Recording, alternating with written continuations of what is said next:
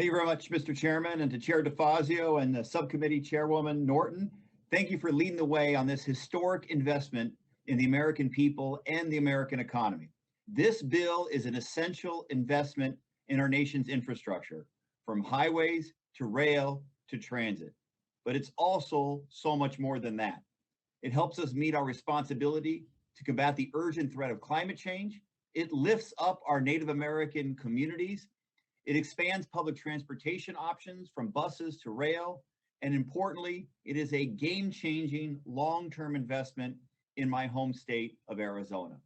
This bill invests in infrastructure essential to Arizona, such as Interstate 11, connecting Phoenix to Las Vegas, the only two major metropolitan areas in the United States not connected currently by an interstate. And this bill advances key projects throughout the state and in my district to help our communities, expanding public transportation options like the Tempe streetcar, located in one of the fastest growing mixed-use corridors in the state. It advances trade and economic opportunity through investments in critical corridors like Interstate 10. It builds out transportation alternatives like biking and walking to connect our communities, and improves our roadways and pedestrian safety at critical intersections with high crash risk. It provides significant funding for transit so that we continue to build out the light rail system in Phoenix and ensures the federal government meets its financial commitments to the Northwest Light Rail Extension Project.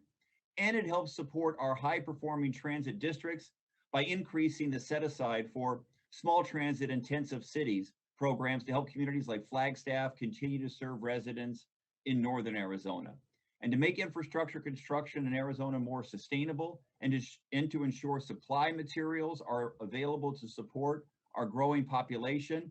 This bill incorporates my legislation to require the Department of Transportation to establish a working group to evaluate the availability of transportation-related construction materials like aggregates and recommend options for continuing access to these important resources.